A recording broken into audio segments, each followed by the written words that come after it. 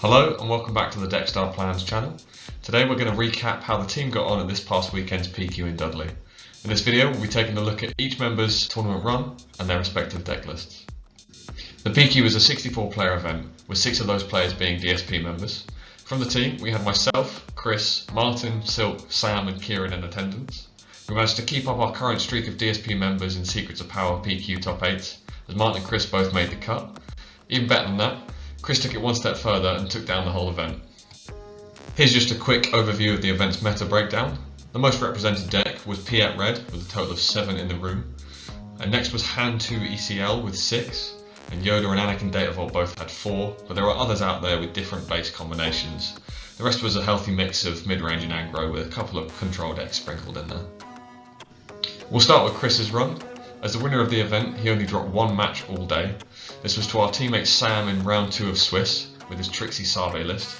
The Swiss rounds were by no means easy though, and he only had one matchup that didn't go to game 3. In the top 8 he played 3 almost perfect games to be crowned the champion, and Chris played 3 times on stream, so I'll put a link to it in the description so you can take a look at him in action.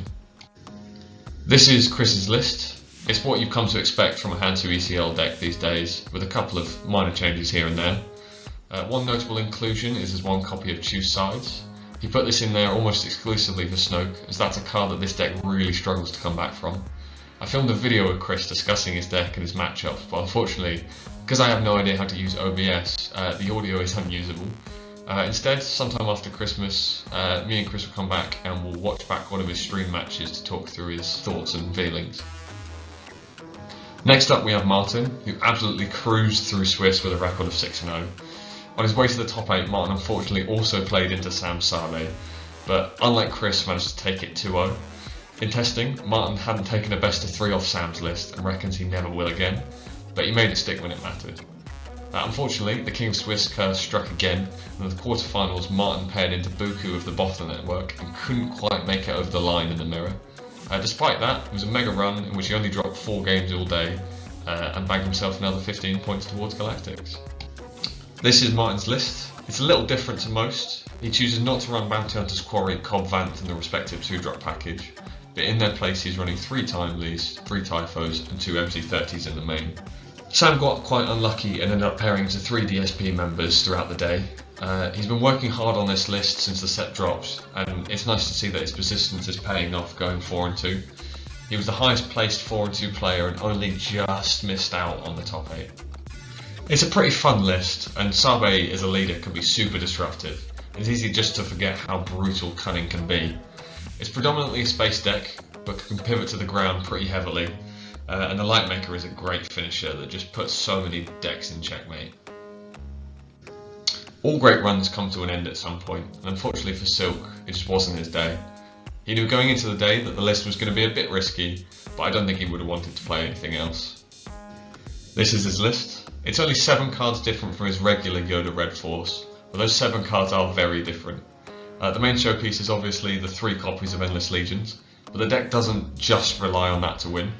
However, if you do get it, it's next to impossible to lose that game. Silk had one match where the opponent got into 23 damage on base, he comboed off, and with You're My Only Hope, played 2 Redemptions, Lando, and some other crazy stuff. He then ended that turn with 1 damage on base. Annoyingly for him, the one game that he played on stream, he played against Sam Sabe, which is probably the one matchup he'll never get to play in this Legions, so maybe next time. Kieran got a bit unlucky with his matchups and played 2 mirrors early on. The Han 2 ECL mirror can be very swingy and can sometimes rely on who starts with initiative. It also doesn't help when you're playing against Dave Hoyland and the eventual winner of the event. The picture here is of his winning board state against a Han 1 yellow he faced in round 1. I think any deck would struggle to come back after that. After 4 rounds, both myself and Kieran dropped to play the Consolation winner box to cheer ourselves up a bit. Kieran managed to go 3-1 in that, only missing out on going undefeated due to a top-decked 4 caused by a civilian player. Kieran's list is pretty similar to the other 2 we've already seen. He's only on 1 Timely, 2 Red 5s and a Kaz unit in the main. The Kaz is quite interesting because it's quite beefy with 6 health. It can reward you for using the defeat a resource on Wrecker just to keep hitting for 6 attack. Last, and by all means least, we have me. it's safe to say I've had better days or so in my life. I wanted to mix things up and play a rogue deck that I felt could take a few people by surprise, but unfortunately with a few super tricky matchups early on, I just got torn to pieces. I was on hand 2 Security Complex. The deck is the brainchild of Ali and tries to play something with 5 or more power on every turn of the game.